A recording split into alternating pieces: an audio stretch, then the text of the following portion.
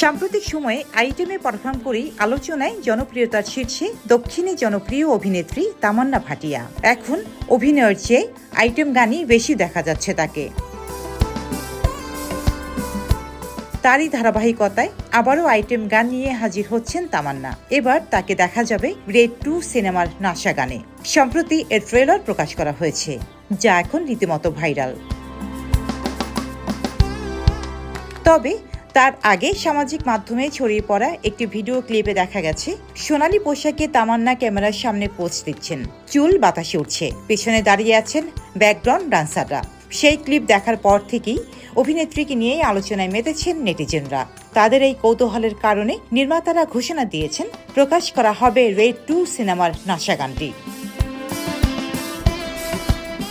যেখানে তামান্নাকে নতুন রূপে আবিষ্কারের সুযোগ পাবেন দর্শক। গানটি অভিনেত্রীর আগের সব গানের রেকর্ড ভেঙে দেবে বলেও ভারতীয় গণমাধ্যমে আশা প্রকাশ করেছেন নির্মাতারা।